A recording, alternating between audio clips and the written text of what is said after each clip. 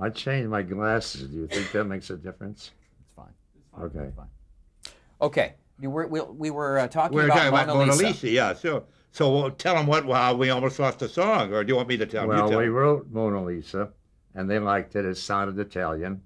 And the picture was called OSS, which is the CIA of World War II. And they changed the title to After Midnight. And they said, we love your melody. We want you to call it After Midnight. I hated to lose that lyric. But you said title songs were important. Title songs are important. So we wrote, I'm so lonely, though it's only after midnight. Did we leave the candlelight and wine too soon? They made a demo record with a 44-piece orchestra, and that was the end of Mona Lisa. But they had half an hour left on the session, and I gave the lyric of Mona Lisa to the singer. I just wanted it for myself. I said, would you sing this song again using this lyric? And that's how we got the lyric to Mona Lisa. Anyway, they changed the picture to Captain Carey USA. Now, they couldn't actually say, right, Captain Carey USA. That would not fit the music of Mona Lisa. So we said, can we have Mona Lisa back? And they said, okay. And I already had the demo because I had to make it. And that's how we had it. And we got it. The studio had us go over to Nat Cole's house and play it for him. Our publishers suddenly felt he should do it. Of course, he should do it. We liked it too, the idea. All the Italian singers turned it down, including Sinatra, who said later, I should have done that. And Nat didn't like you to play songs for him. He didn't like to say no. He didn't need it. He was a great piano player. Yeah, he could take the music and read it right away. So I sang Mona Lisa for him. This little girl kept running through the house, bothering me. That was Natalie. That's great. And he did Mona Lisa on the back side of another song, and they never even promoted it. So, you won the Academy Award. Yep. That's right. Had a big fight with MGM because they were pushing Be My Love at the same time, the Mario Lanza thing, but we got more votes than they did, and it seems every time we were up for an award, we were fighting MGM, and our third award, the same thing. Buttons and Bows, we were fighting Warner Brothers, Semicon, It's Magic, etc. But we've had two big fights with MGM. Okay. Okay. I think before we get on to your third Academy Award winning song, I think that you did Satins and Spurs before The Man Who Knew Too Much. I think yeah, absolutely. Before a lot of things. So let's start talking about television a little bit. Okay. I want to address a question to each one of you. Certainly. And that is, when, Jay, was the first time you ever saw television? Ever saw television? I guess when it first came out. Well, we had a Magnavox, a 10-inch screen, and everything was live. There was no tape then. And we watched Hopalong Cassidy every night, practically. That was a big thing on television, a movie. Probably the late 1940s. Yeah. Okay. And Ray, how about you? I remember the World's Fair in 1939. Were you there? Yeah, I was at the World's Fair. I saw it. And I saw a demonstration, sure, yeah. I forgot about that. So you both were at the 39 yeah, but World's Fair. that's right. We were living there, knocking on the doors, getting nowhere, sure. So that was the first. But then actually to see regular programs, we were at Paramount then, you say in the late 40s, and Joe Lilly, a great composer, arranger, etc., the strengths of the music department, he was the first one at Paramount, or of our friends, to buy a television set. So we used to go over to his house. He lived out in the valley in Sherman Oaks, I guess, wasn't it? And we'd all sit around and look at his television set. And later on, Jay said he bought one and I bought one. So we each had them in our own home. But we both started at the World's Fair, and then Joe Lilly's home when we were invited over to look at it. Yeah. Okay. Channel 5, I think, was about the only one, wasn't it? Or was I think so. I don't know. I don't remember, yeah. Okay, let's talk about Satins and Spurs. Right. Which is a fascinating topic to me because it was the first of television's 90-minute spectaculars. Yeah, there was. How did this project come about? Did you know Max Liebman? No. No, but Betty Hutton was very insecure, and she wanted her people. She said, I'll do it if Livingston and Evans can write the songs. And Nelson Riddle do the arrangements. And she wanted Nelson to do the arranging and conducting. Okay, so then it's your understanding that Max went to Betty. Oh, sure. Yeah, oh, yeah. Oh, she was the height of her career at that moment. She was no longer under contract to Paramount, and she was, the top on the stage, and her movies were still big, et cetera, et cetera. So that would be a great breakthrough. And as I understand it, that was to introduce color from RCA into the world of television. So they wanted to start off with a big splash. And there was an hour and a half of straight live musical. It was murder. The cameras were racing around. They had the songs pre-recorded, but Max Liebman had a whole orchestra waiting, standing by in case something went wrong with the recording. And there was a real tough job to do. I want to get into all of that because that's absolutely fascinating. Sure, because that is real history, yes. So Betty said to Max, "I want my people." Right. Yeah. And that is how you guys were brought into the right, show. And Nelson Riddle. Did Betty call you guys directly? Do you recall? Well, we were with her all the time. Yeah. We were doing her act then, and we'd done 2 or 3 of her movies, so I can't remember if it was a direct call, but very it was part of the family, certainly. Yeah. Okay. And her husband was going to choreograph it, Charlie O'Curran. She was married to Charlie O'Curran then, yeah. Okay. And so being essentially a Broadway musical done for one night on television, how far in advance did you begin to write, and how did you begin? Well, it didn't take terribly long. I'd say 6 months we started, because we were in New York all the time, rehearsing, sure. Yeah. And we started, when he first got the thing, and he came out with a script written by Billy Friedberg, and I think Max probably was on the script too, or what is it going to be. And she had been so successful in Annie, Get Your Gun, that he made it on a Western motif, but cowgirls and cowboys and stuff, so that was a frame of reference. So I would say at least 6 months, because we spent 2 months in New York before we ever did it, yeah. We had to write it, and then we had to go to New York for rehearsals, and then remember Nelson and you and I went out to dinner every night, night after night after night. And then came the final thing when they did the show. I think they did it in Brooklyn. They had to record it over there, and then it became the first color musical, original, et cetera, on TV. My reading of the TV guide of that week seemed to suggest that you wrote 10 original songs. Is that right? I think it was about that much. It could be. Sure, there's a lot of original songs there. I'm confident there could be 10. Yeah, it was like a regular full-scale movie musical, or could even be a Broadway kind of thing with that amount of music, right? Do you recall any of them? Oh, I remember there's a album on it, which so I can always play that, but I can remember them. Yeah, we got an album on Capitol. And did any of them turn into any kind of hit? Nothing came close. Not a thing, yeah. Was there 1 or 2 songs that you remember fondly? I remember Wildcat Smathers. Yeah. Wildcat Smathers was a man among men. I'll say it again because it's true. He could lick a fella quicker than a something or other. Yeah, liquors, yeah. He'll lasso El Paso. It was a big... wild man. That was my favorite. Back Home you like too. That was a pretty, yeah. And Satins and Spurs, a title. I mean, how can you say you don't like your children? You've got to like all your children. But as Jay said, that was a very nice song. I like Wildcat the best. Yeah, okay, fine.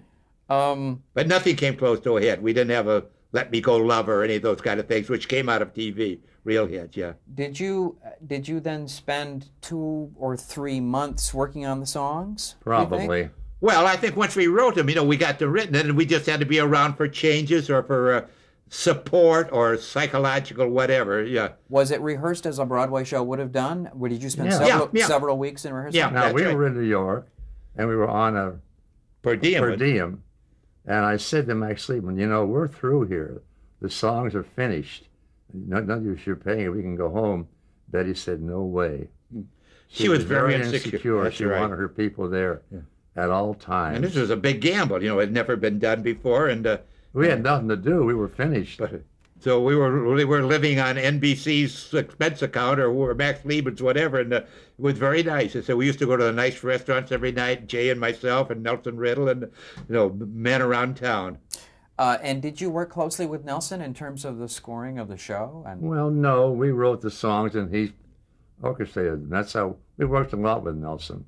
He was wonderful. Yeah, he did the arrangement on Mona Lisa, which we know made it the hit. He didn't get credit for it, but that's what jump-started his career. When Nat Cole found out that he had actually done it, not the one who was taking credit for it, he became got assignment after assignment, point out, and became a giant of the in the music Les world. Baxter on the orchestration. Yeah, the wonder was Leslie Riddle.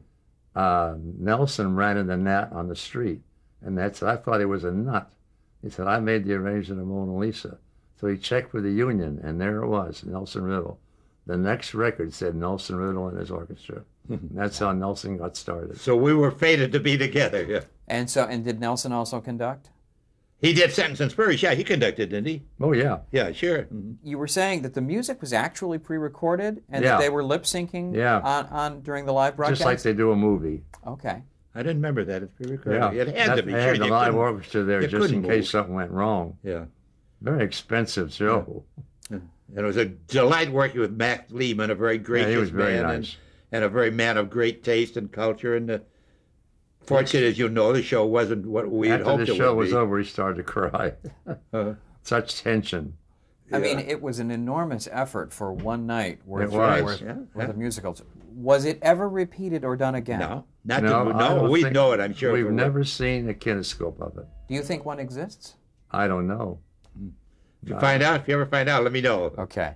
And how did the record album do? Nothing. Not too big, I don't think. I don't think. No, it never made. No. Yeah, there's a big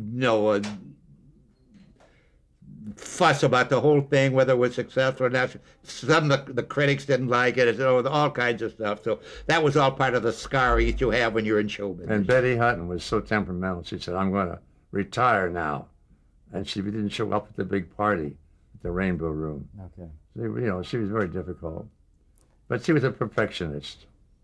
And she didn't feel it was as good as she wanted it to be, and so it didn't jumpstart our careers, that's for sure. And as far as you know, did anything go wrong during the live telecast? Well, I remember one of the cameras filling a hole on the stage, and they had to pick it up quickly. And I don't know how they managed it. It was an hour and a half of live musical. And it was really incredible. Mm-hmm. No, it was a landmark kind of thing. It started a whole. Where were you when it was happening? Were you there? We were there. Yeah, I remember. Were we in a theater or what? Were we in Brooklyn? There? In Brooklyn, there were studios in Brooklyn. Yeah. And Betty Hutton wouldn't let us go home. But she wanted her people there. But where did we see the show? Did we see it in Brooklyn or did we see it in Brooklyn? I see. Okay, yeah. Was it before a live audience? I don't think there was an audience there. Maybe. Do you remember? I think there was, yes. I think I can remember all kinds of limousines coming over. Well, maybe so. Yeah, I think there was an audience, yeah. History could tell you for sure, but in my memory, yes. Okay, great. And so looking back on it, I mean, how do you feel? Was it nerve-wracking? Was it exciting? Was it thrilling? Oh, it was very scary because there was so much to do, and it was very exciting to watch it. I thought it came out okay, but I'll never know. We never saw it again.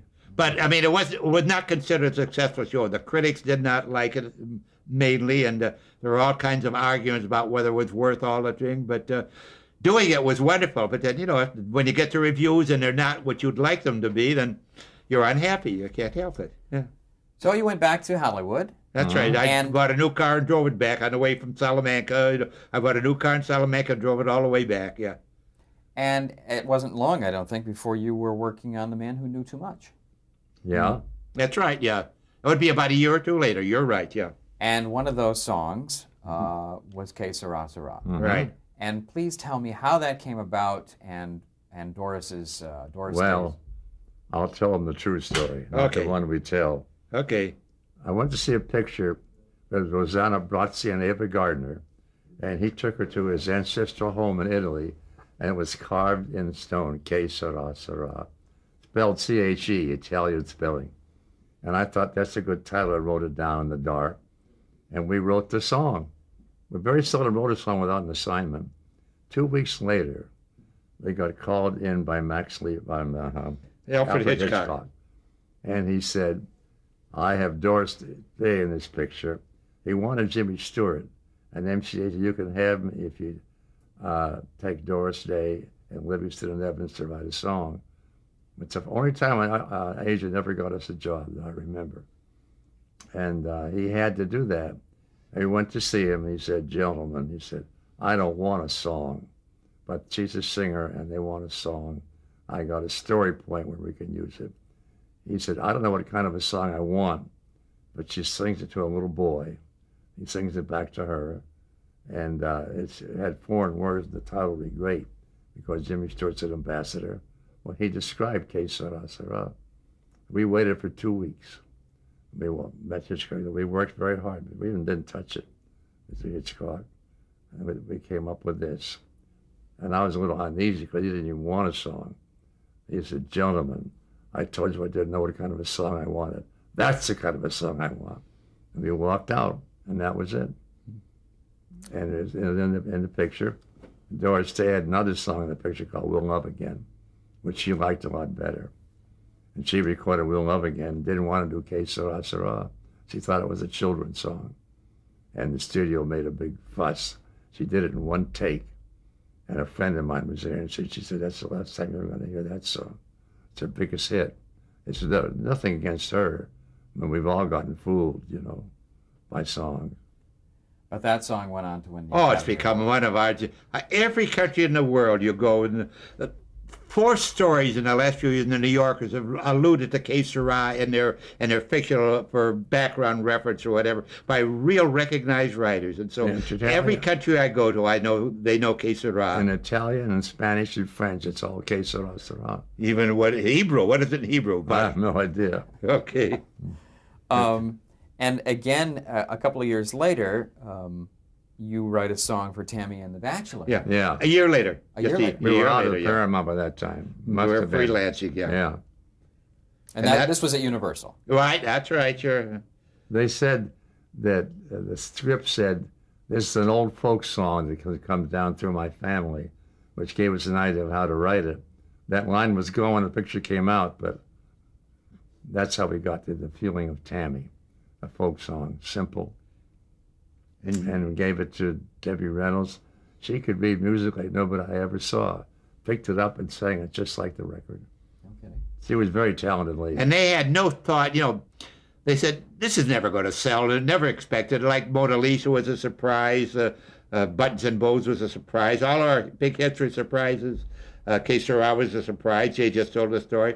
But instead of spending money on a recording session, they took the soundtrack for the movie and just pressed it onto a record to save the expense of recording. Figured it, you know, and it was too long. It ran for almost 4 minutes, and it wasn't a record kind of arrangement, etc. But they figured, okay, so we'll just put it out. Maybe it'll get played. And of course, overnight it became a giant. I got a call from Bob Thiel, head of the record company. Yeah, Coral Records. Universal owned that company, so I got to put this damn thing out.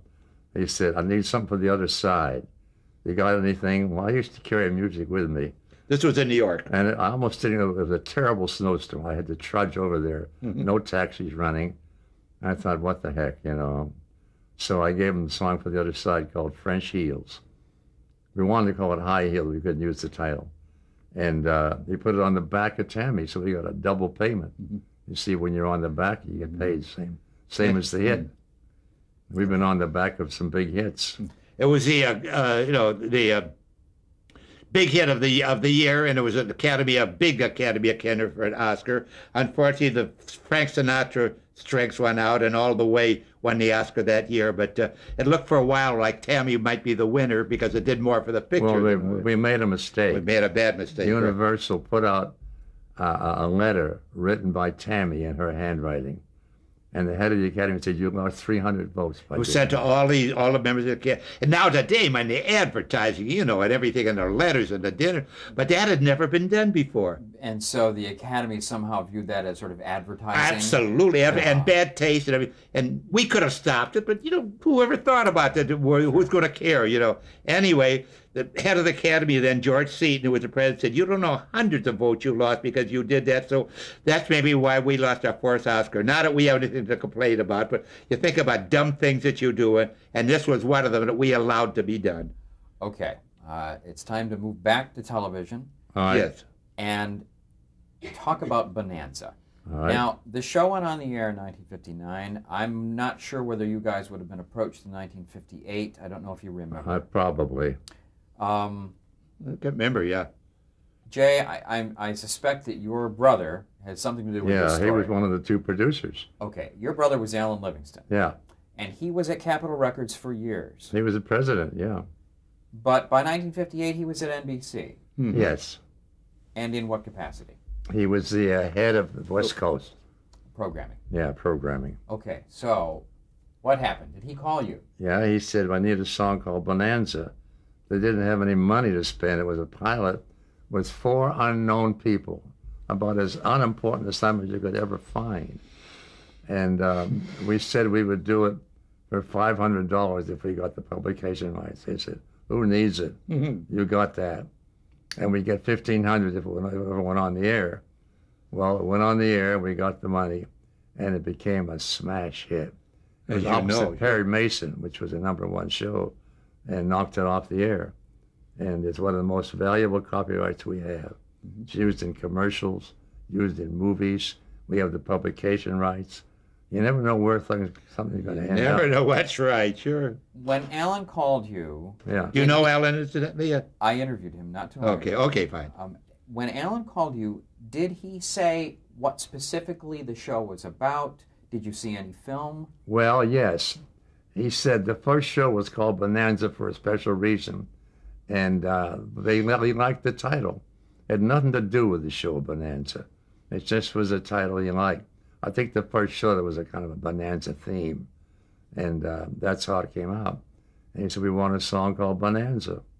And it had to be short, and it had to sound, like strong men were riding into somewhere, and have maybe a Western flavor, a March flavor, and it couldn't be too long, 16 bars, and then, that's it. Go and see what you can do. Now, on the first show, the 4 macho guys rode into the camera singing, we got a right to fight a little fight bonanza.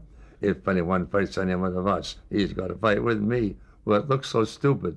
That's the only time I ever heard the lyric. They cut it out from then on.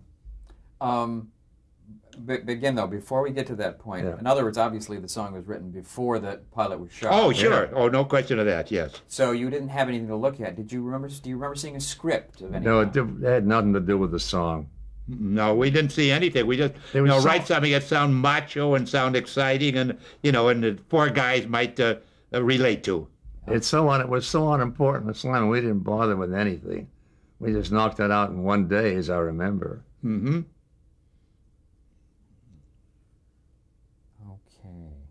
And that sequence that the boys sang it in, I believe was cut. But it pops up from time to time in sort of gag reels. Really? Yeah, they did. I've never seen it, yeah. I saw a gag reel. Oh, really? Was it any good? It was funny. It was funny. Did you have any discussions? I think it's interesting to note that the song never played as a song. It was always an instrumental in the main title. Yeah, that's it. You just heard why, yeah. And is that because David Rose didn't like it, or David Dortor? No, he had nothing to do with it. No, no. It's just the fact that, it looked like an operetta, right? The 3 Musketeers or something, the 4 Musketeers. So, see, that takes away from the legitimacy of the Western motif, and so we don't need it, so we'll just play it. And it was just as well for us, because it didn't make any difference. The last couple of years, David Dortor took it off. Yeah. He wanted to put a song on that he had the publishing rights to. So he asked David Rose, the composer, to write a new tune. That cost us a lot of money, a lot of money. But when the fella died, the big guy, Dan Blocker. Dan Blocker died, they had a meeting what to do. And Lauren Green said, I want our theme song back. And Michael Landon told me he's the one that said that. So I don't know. And that's how we got it back. We got it back for the last year of the show, yeah. Right. But, after all, I'm not starving or anything, but that wasn't the nicest thing in the world to take it off for your own aggrandizement. But what are you going to do? So Bonanza has to be one of the most successful tunes in your catalog, then. Yeah? Yeah. Well, they're all pretty much the damnedest thing. Bonanza, Que Sera, Silver Bells, and even Tammy. No, Tammy is a little bit below. Those 3, those are Mona Lisa, Bonanza, and Que Sera are almost at the same level economically and the amount of income they produce every year. So we haven't had as many hits as a lot of people have, but the ones we have certainly had a lot of clout and touched a lot of people's lives. We've had some monsters. That's right. Those 3 especially are monsters. And Tammy, too, and To Each His Own. Even Mr. Ed, the talking horse. I'm not trying to be mercenary now, but, you don't live by bread alone, but these things have been very, very good for us. Now, before we get to Mr. Ed, yes. On one more project from 1959. Oh. There was a GE theater. Oh, yeah. In February of 1959 called No Man Can Tame Me. That's right. With Giselle McKenzie, John Raitt, and Eddie Foy. Yeah. It was a half-hour show. Right. I'm wondering what you guys remember about writing that score. Well, there were how many songs? 3, I think. Was that it? That all there 3 was? songs, yeah. And it was for Giselle McKenzie to sing, and the director was John Raytu must have sung. Was Gower Champion. I think it was his first directing job. He was unknown as a director then. He had been a choreographer. The biggest on Broadway. And he directed it, and it was all right. It was a nice little show. What was it about? Do you recall? I can't remember anything about it. I don't either, except we've got an album of her, or a CD or whatever. Not CD, whatever they had. It was an LP. LP, yeah, sure. And no matter something about a very strong woman, a Betty Hutton kind of woman, Giselle McKenzie, and Harry Toogan, I think, produced it. And he was had been very important at Paramount when we were there as a producer, writer, etc. So it was kind of a reunion on a family thing too, and it was fun to do, but I can't remember anything more than that about it. Who was it that called you to do the show? Do you recall? I don't remember. Yeah. Might have been Harry Toogan, yeah. I don't know. Probably Harry Toogan. He was a good friend. Yeah. Was the process much different because this was on film versus the live thing? No, just write the Not song. as far as we were concerned. We wrote the songs that fit the story. Yeah. Hopefully, good songs, and hopefully they made sense. But however they were going to be treated from that point on, we had nothing to do with that. So we just had to do our craft and hopefully do the best we could. They were going to do a musical every week, and it was so much work they canceled the whole idea. Wow. Meant pre-recording and expense too. Probably very expensive. Expensive.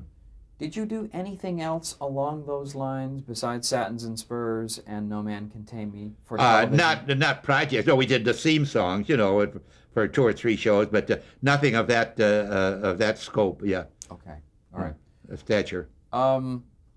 Before we get on to Mr. Ed, I'm curious about your collaboration with Henry Mancini. Yeah.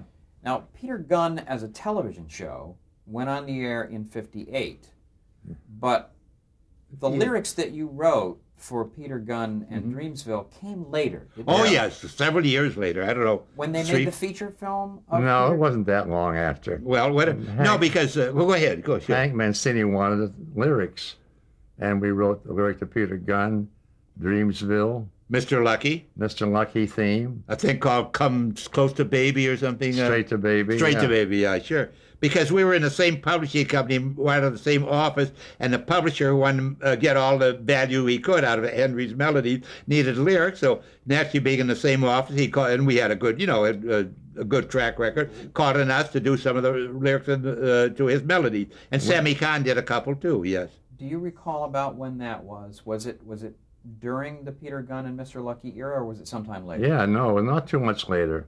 Yeah. But I don't know if the shows were still on. What happened in the movies, the scorers who did the background scores suddenly said, we want to write the songs. And they cut out the music writers for songs.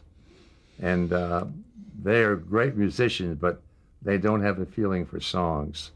They wrote mentally instead of feeling for it, Let me pause you right there, and we'll take a quick break. Okay, fine.